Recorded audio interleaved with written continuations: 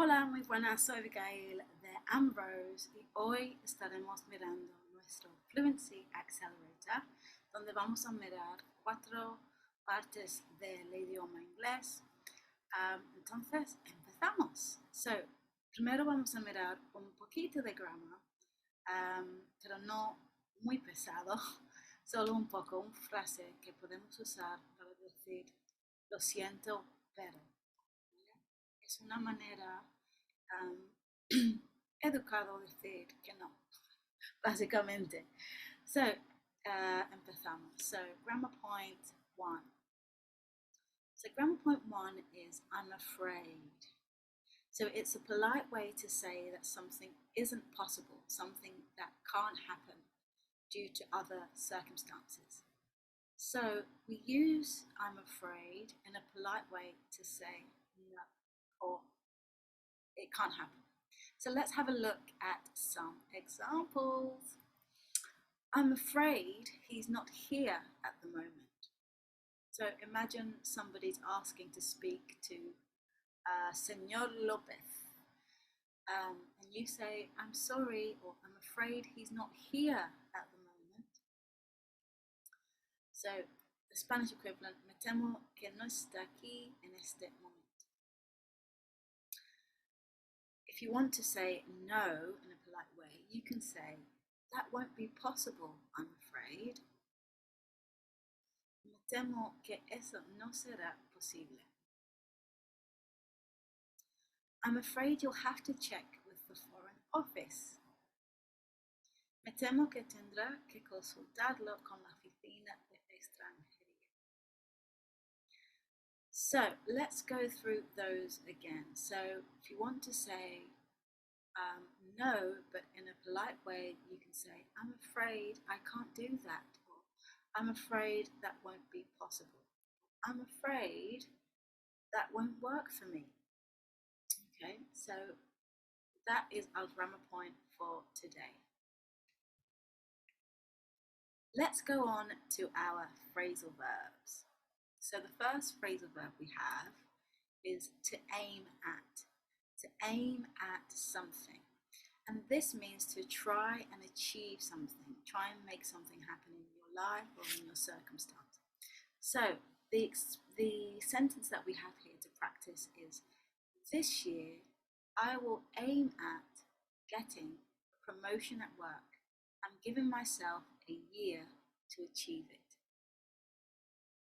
This year I will aim at getting a promotion at work. I'm giving myself a year to achieve it. Let's have a look at the next one. To ask somebody out. So this means to ask somebody out on a date. It could be for a coffee, it could be for dinner, it could be for brunch, right? So to ask someone out romantically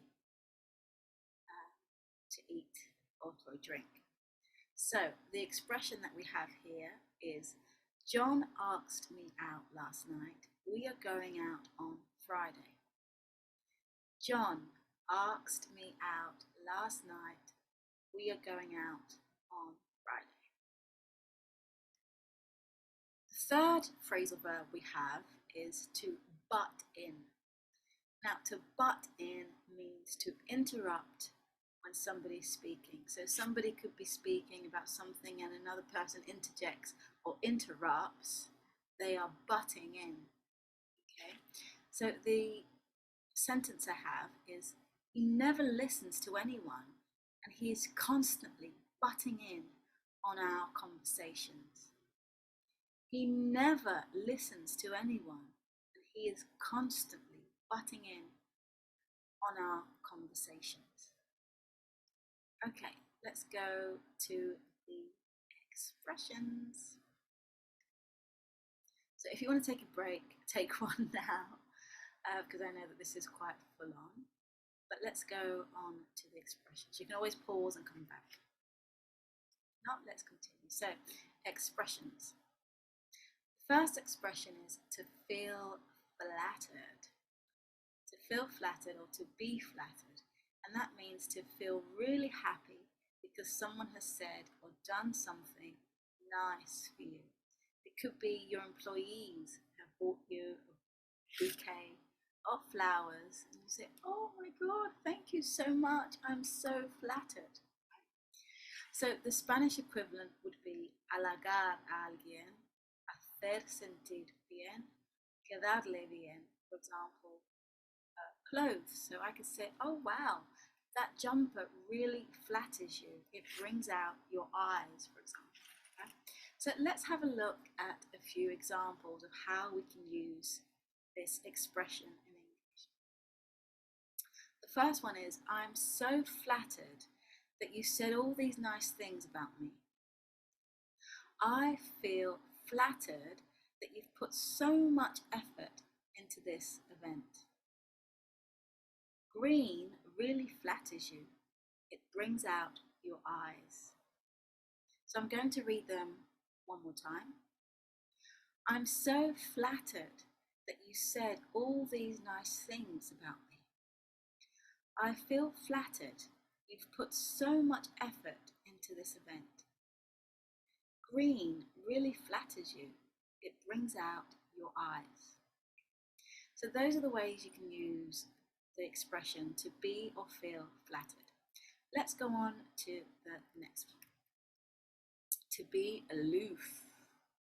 To be aloof means to appear distant or uninterested in something or someone. So the Spanish equivalent would be apartado or apartado. A, alguien distante, frío, fría, no meterse con una persona o estás muy distante de esta persona. O indiferente sería la frase. So let's have a look at some of the examples. Yesterday he was so happy, but today he seemed quite aloof in the meeting. Yesterday he was so happy, but today he seemed quite aloof in the meeting. He does have an aloof demeanour. It's hard to know what he's thinking. He does have an aloof demeanour. It's hard to know what he is thinking. She seems aloof, but when you get to know her, she's a very friendly and warm person. She seems aloof, but when you get to know her, she's a friendly and warm person. The next expression we have is fast paced. Fast paced. And this means something that is very fast and intensive. It could be a course, it could be a program, it could be an environment, your work environment, or any type of environment that is quite fast, quite rapid. It could be city, it could be a city as well, like London or Barcelona or Madrid. That's quite fast paced, right? So let's have a look at the Spanish equivalent. So it is un ritmo acelerado, paso rápido, intenso. So let's have a look at the examples that we have in English. I'm really enjoying the course, but it's quite fast paced. He's a very good teacher, but sometimes his lessons are too fast paced for me. When you walk at a fast pace, you burn fat. I'm going to read them one more time. I am really enjoying the course, but it's quite fast paced. He is a very good teacher, but sometimes his lessons are too fast paced for me.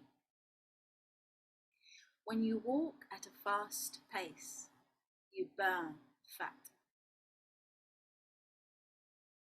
Alright, so the last part of this segment is accents. We're going to be looking at our accent tip. And the accent tip for today is the AL sound, which in Spanish is al, but in English it's o. So let's have a look at some examples. So let's have a look at some of these examples here with Al. So it would be I also enjoy playing sports with my colleagues. Not also, or also. So I also enjoy playing sports with my colleagues. There are a few alternatives, but personally I prefer this one. The local shops are quite interesting because they are so authentic.